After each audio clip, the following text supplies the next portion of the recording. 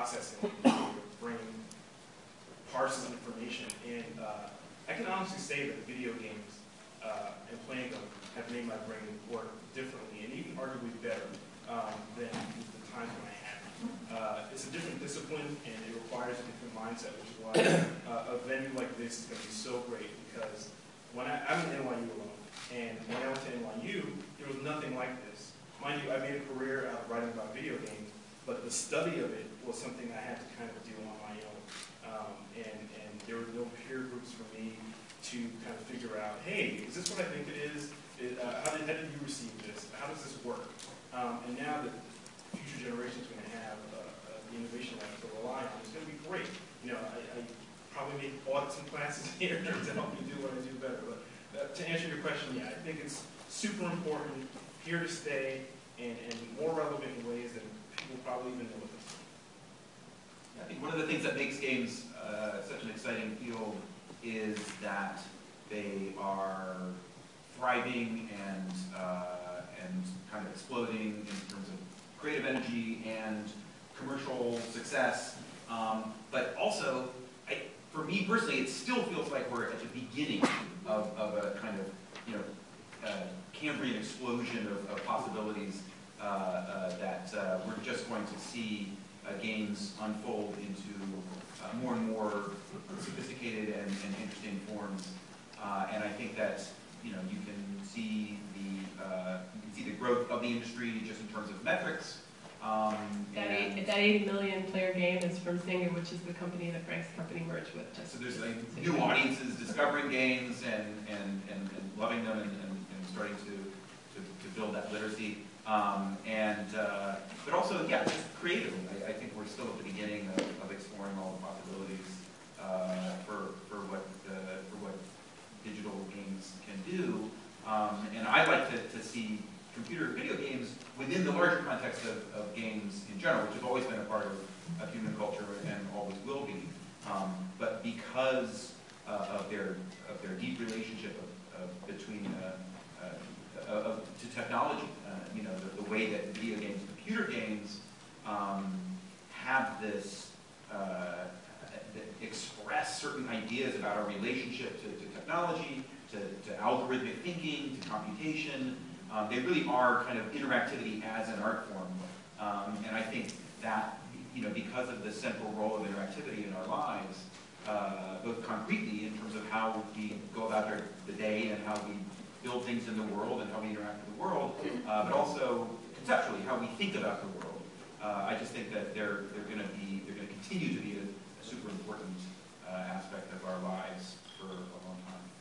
That, as you were saying that, I was thinking about how maybe one of the things we should do is develop some kind of a simulation for politics, for surviving in Albany, right? Maybe that would be one helpful application we could develop. But then we could have people's sons play so that they get really good at it before they're actually 18.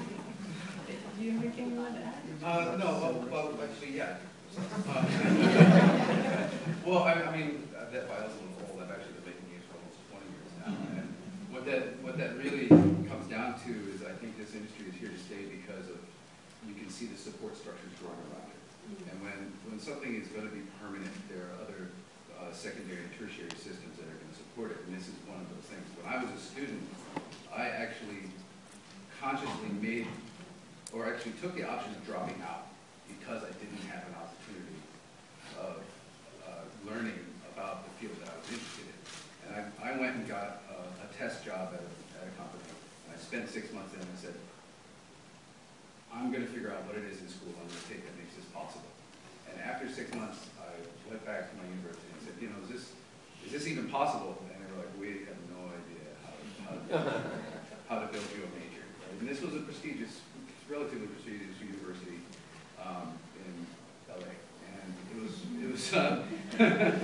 was one of those things where I had to forge my own path, right? And that's what's really encouraging about this program and getting involved with it, because the future you're investing in now could grow into something huge, right? Or something very compelling or entertaining. That's great. So maybe drilling down just a little bit and thinking about New York City in particular, There was some talk about how powerful the traditional media industry is here in New York City. You guys have all spent time building games-related stuff in New York City. I'm wondering, what do you think is the role of games in New York, and how is that evolving these days? Well, I think it's exciting to think about New York City starting to develop its own personality as a game development community. There's a lot of stuff that's happening here, but it's still, there's a sense that it's just burgeoning. There's just starting to develop and grow. The community is kind of figuring itself out. But I love the idea that we're going to grow into a world capital of game development in the same way that we are a world capital of culture in other things like theater, literature, film, fashion. Games to me belong in that same realm. That they are a form of technology in some ways, but they're primarily a form of culture, like these other things, and they're also a form of culture that people who love games are excited about them evolving and becoming more mature and more sophisticated. And video games need New York City. Like they need that. They need a little bit more, intellectualism, a little bit more pretension, a little bit more experimentation, a little bit more innovation. That's what games need. That's what New York City does best. And so, like attracting talented people who want to innovate and experiment and push the edges of what's possible. That's what's exciting to me. It's funny when you think about New York City. What it is it's an exemplar of a polyglot that works, right? People come here from all kinds of different places, different cultures, and they interweave. And as a conglomerate, you get this incredibly rich and deep experience culturally. And that goes for like any discipline, like Frank said, art, literature, fashion, anything like that. And video games tend to be very homogenous in their thinking, at least from a design standpoint. And I think a hotbed of cross-pollination like New York City can only benefit the creativity that goes into video games. It's funny because New York City is a very popular setting in popular entertainment, right? Pop culture. And video games. Yeah, exactly. Yeah. There were probably like 3 games last year that were set in New York. One of them was like post-apocalyptic, so that almost doesn't count. And the thing for me is somebody who has engaged with this stuff all the time is like, yeah, but you kind of want that on-the-ground experience of somebody who lives here to make its way into the game. And I feel like, there are structures in place that New York is going to need to help foster this industry. You think about these gaming development communities like Frank mentioned before. Montreal is huge. Boston and Rhode Island are introducing initiatives that help grow the business there. Montreal has huge tax breaks for game companies. Yeah. I know that to be true. I mean, just as a quick aside, THQ, one of the bigger publishers in the business, and just opened a 400-person studio in Montreal, and they're contributing, like I want to say 33 cents on the dollar to salaries of the staffers there, and that's huge. That's a whole chunk of overhead that the company doesn't have to worry about anymore. So, and I know George is doing similar things there. There's a version of community there. So it's not just going to be what the creative community in these various places do. It's going to be the kind of support they get from local institutions as well. So, it would be great to see that happen in New York as video games become more prominent and more important here as well. But, Frank summed it up very, very well. Video games need New York City. They need what it represents. And hopefully, the Innovation Lab will allow those kind of people to start here, stay here, and represent New York City in virtual form. Yeah, great. So as a follow-on to that, what do you guys think that the Game Innovation Lab can do to further what you're trying to accomplish, or how can we support innovation in gaming as part of our mission?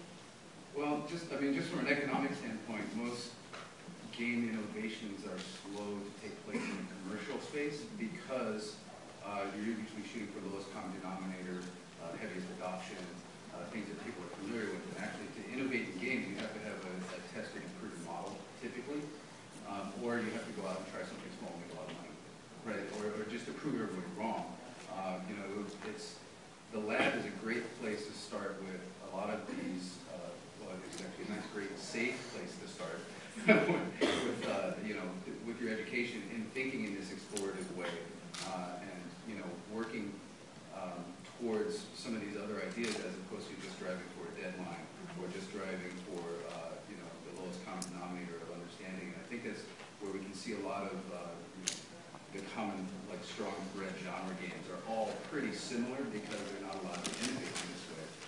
But having a lab here where it is safe to do those explorations, you know, and then those students will then move on into the industry and bring those ideas with them. I had the pleasure to work with some interns that were from another university who were in a similar program, and they brought in lots of some, well, mostly impractical, at least from my point of view, but a lot of great ideas, and actually, you know, made me revisit the idea that, you know, to be a great game designer, you never stop learning, right? And to start teaching that culture here and that innovation and moving forward is huge. The commercial game industry actually, you know, does quite a bit of its own innovation and its own experimentation, but it is within a particular set of constraints, you know, and those pressures push the industry in a particular direction to explore certain things and to leave other things unexplored. And I think one of the most powerful things that the university can do is to provide an alternate context for exploring in these other directions which are complementary to what's happening in the industry, and as a result may or may not end up producing something that then has a huge impact on the mainstream industry. And I think that you know, that's one of the most powerful things that can happen is opening up this other kind of like alternate space for people to explore in these other directions, and also I think just to attract and encourage and support young people who are smart and talented, and you know, like yourself, are looking for ways to get the help they need started down this path. Well, I mean, a good example of that actually where students have become commercially viable almost instantly was Flow, which is a game that came out, what, was it 5 years now? Yeah, I think so. Yeah. But, you know, and they immediately transitioned their school experience and some of their internship experiences directly into a game that I wouldn't have come up with, and I wouldn't have thought was commercially viable or as would have become as popular as it is. In fact, my knee-jerk reaction would have been, what do you do?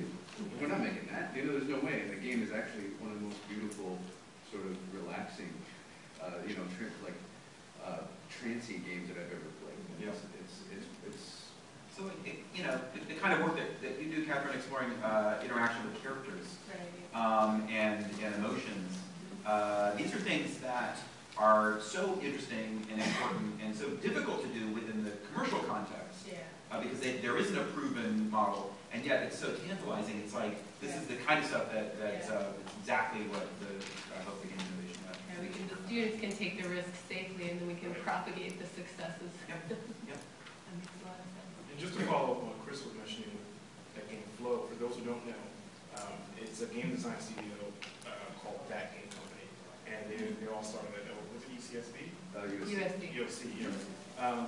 And you know, these are all students who immediately after graduation were performing their own company.